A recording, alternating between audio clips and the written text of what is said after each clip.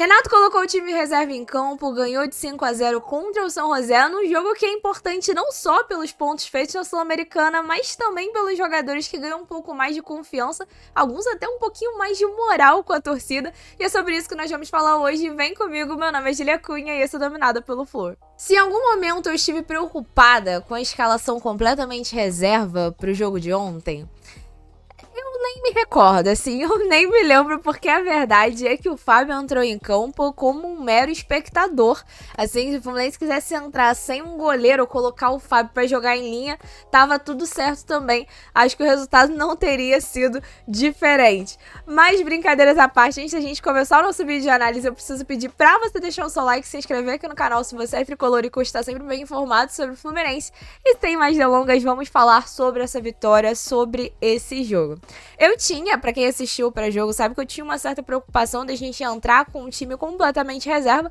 A minha preocupação era por um time sem entrosamento e também pelos resultados que a gente viu de outros brasileiros na Sul-Americana e Libertadores em casa contra adversários muito inferiores aos seus times. E assim, de fato, dá pra dizer que esse time reserva tinha um entrosamento brilhante dentro de campo?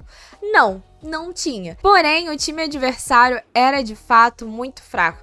Então, ainda que nos primeiros minutos de jogo, acho que o time perdia algumas bolas, assim, nos erros bobos, não foi suficiente para o São José fazer alguma coisa contra, não ofereceu perigo a gente em momento nenhum ao longo do jogo, e isso facilitou o Fluminense tanto assim encontrar dentro de campo, como também a dar espaço e talvez tranquilidade para mostrar o futebol em campo dos nossos jogadores, porque tinha espaços para se explorar dentro de campo, um time adversário que não marcava, não conseguia ter domínio da bola, e esse foi o jogo. E assim, vale a gente destacar, eu acho que a gente tem alguns jogadores pra gente destacar nessa partida, mas eu vou começar com o Léo Jansen, que foi titular na lateral direita, fez uma boa partida. É claro que a gente tá falando sobre um nível que foi muito abaixo.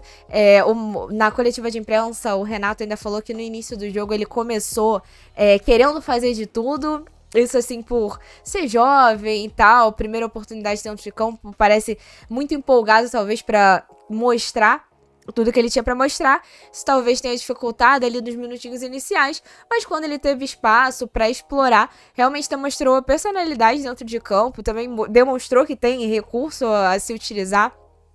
Fez boas jogadas que ajudaram o Fluminense no ataque, mas não foi exigido de fato defensivamente, porque o time adversário não fez por onde. Talvez nas poucas vezes que nós fomos exigidos defensivamente, eu acho que uma pessoa ganhou moral pra poder, de repente, daqui a pouco, se tornar titular novamente, que foi o Thiago Santos. Eu não sei pra você, inclusive já deixa aí nos comentários pra você qual foi o jogador que ganhou uma moral a mais nesse jogo. Pra mim, o jogador que desde o início, nos poucos momentos de, não vou nem dizer de perigo, mas nos poucos momentos em que foi exigido da defesa, foi quem demonstrou bastante segurança dentro de campo, como a gente já viu em outros momentos da temporada passada.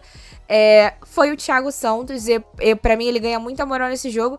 E por outro lado, o Ignacio me preocupa um pouco, não porque ele comprometeu ou qualquer coisa do tipo, mas eu acho que pro nível de jogo que era, eu acho que ele poderia ter demonstrado um pouquinho mais. Nesse sentido, eu acho que ele só se mantém atrás da fila e o Thiago Santos ganha algumas casas à frente. Samuel Xavier acho que fez uma partida. Outros jogadores que eu acho que jogaram bem, mas fizeram talvez partidas muito básicas, assim. Eu acho que nada diferente do que a gente já espera. Samuel Xavier, o Keno, que ganhou muita moral com a torcida, que talvez tenha ganhado uma moral excessiva, foi o Everaldo. Acho um jogo bastante importante, muito bacana pro Everaldo, para ele poder voltar a ter confiança para fazendo gols, né? O atacante vive de gols, então é bom ter gols para fazer confiança, mas até o momento ele só fez gols contra os times mais fracos, Águias de Marabá e São José. Então, assim, Acho muito cedo pra galera que já falou que tem que ser titular no lugar do Cano, comparando. Pô, beleza, o vôlei dele foi bonito, mas, pô, não é muito emocionado botar a foto lado a lado? Achei um pouco emocionado demais. Acho legal, acho bom, acho que é importante colocar moral, mas isso é moral pra gente vendo uma evolução na sequência e não já garantindo qualquer coisa aqui que ele já vai passar à frente do Germancano. O Germancano que entrou dentro de campo, não precisou de 1 minuto pra fazer um gol. Talvez se ele tivesse dentro de campo desde o início do jogo, o placar fosse uns 10-0. Não é loucura imaginar. Mas foi também importante essa entrada do Germán no final. Acho que tanto pra dar uma acordada pra torcida que se emocionou demais com os 2 gols do Everaldo, como também pra dar. É bom ver o Germán fazendo gol, é bom que ele tenha confiança pra sequência, é bom ele sempre tornar essa relação com a torcida mais próxima, e o Germán comemorando o gol. Ele sempre comemora realmente com a torcida, sempre junto com a torcida, e eu acho isso muito bacana. Para um contexto geral ali, como um todo. O Serna foi um cara que, pra mim, ele tentou ajudar a todo momento a equipe, mas teve algumas dificuldades, algumas oportunidades de gol que ele não conseguiu aproveitar, que talvez fossem mais claras do que a que ele consegue aproveitar, mas faro ele também de perceber que a bola vai sobrar e a jogada não terminou. Talvez nesse sentido, mal comparando, até um pouco perto do que foi o gol contra o Bragantino na rodada do Brasileiro, do Martinelli, não dizendo que eles são iguais, mas o cara que percebe que a bola vai sobrar e aproveita pra colocar pra dentro.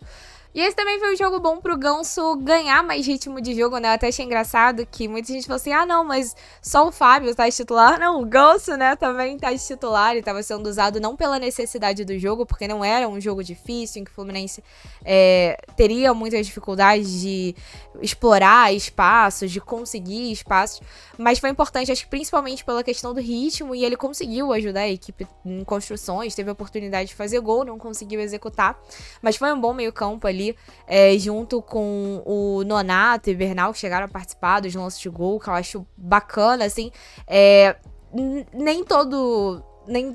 o Bernal, eu sei que a gente tem uma expectativa maior, né? Ninguém tem tanta expectativa assim do Nonato virar titular. Mas é importante que esses jogadores tenham ritmo e que a gente possa contar com eles ao longo da temporada quando precisar em algum jogo. O Renato falou muito sobre isso na coletiva de imprensa, né? Sobre ter como contar com esses jogadores e por isso testá-los. E eu acho que realmente é muito importante e foi bom ver o desenvolvimento deles dentro de campo. Agora, da galera que veio do banco, a gente já falou aqui do Cano, mas o Hércules entra bem, né? Entra deslocado a sua posição, entra pra suprir a saída do Samuel Xavier, mas entra bem, consegue avançar, chegar perto do ataque, chegar perto da área. Acho positivo também, apesar de não ser no seu local de campo, mas é importante, acho que a gente vê o Hércules tendo boas partidas. Uma outra situação que talvez já não seja tão legal é que, pra mim, eu fiquei meio bolada quando o Paulo Baia entrou. Eu não posso reclamar do Renato estar dando muita oportunidade pro Paulo Baia, porque foi o primeiro jogo que ele colocou o Paulo Baia dentro de campo. Mas, assim, eu não queria que ele tivesse tido tantos minutos dentro de campo e aí ter esses minutos no lugar de Lescano e Lavega. Achei ruim na hora. Mas a verdade é que quando Lescano e Lavega entraram dentro de campo também, não conseguiram ajudar muito. Tiveram pouco tempo, mas não foi, assim, uma atuação suficiente pra encantar. Tem jogadores que com pouco tempo já animam bastante e não fizeram nada demais. Por outro lado, Paulo Baia, por mais que ele tenha chegado ali no ataque, me incomoda um pouco, assim. Acho... Não tem expectativas nas jogadas e algumas jogadas falha. Sei que se ele não entrasse agora, não ia entrar em jogo nenhum, mas é que eu não tenho tantas expectativas assim. Mas fico até curiosa pra saber como é o Paulo Baia nos treinos, pra ele ter tido mais tempo, ter ganhado mais tempo dentro de campo nessa partida. Na coletiva de imprensa, o Renato deu algumas sinalizações com relação às suas escalações, né? Ele falou que ele usou uma escalação reserva exclusivamente para esse jogo. Então, não acho que ele vai começar a escalar time profissional e time reserva, vai começar a ter essa dinâmica. pela fala dele. Eu imagino que talvez contra o Aparecidense, contra o São José lá e tudo mais, talvez a gente veja essa formação de novo, mas não. Eu tenho certeza que o próprio Renato sabe que o nível do adversário era muito inferior, então o fato dessa equipe ter jogado bem junto não quer dizer que a gente já tenha um segundo time pra intercalar no Campeonato Brasileiro ao longo da temporada como um todo, mas sim utilizar peças, né? Saber o que esperar dessas peças. Mas ele também falou sobre o Léo Jansen, né, quando foi perguntado com relação ao uso da base. A pergunta foi até do Quintela, do Resenha Tricolor 1902.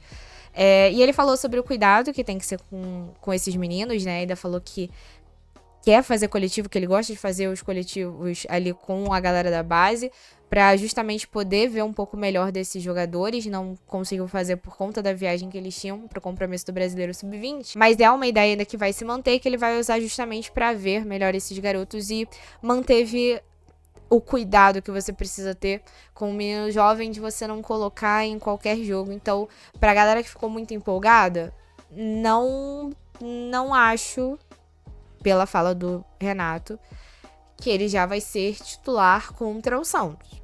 A não ser que o Renato tenha identificado que isso é possível. Mas como a gente tem uma possibilidade de um Santos com o Neymar dentro de campo, acredito que ele não vai expor o garoto a isso, até pelo nervosismo que pode ter, pela figura do Neymar dentro de campo e tudo mais, tendo que lidar, né, com isso.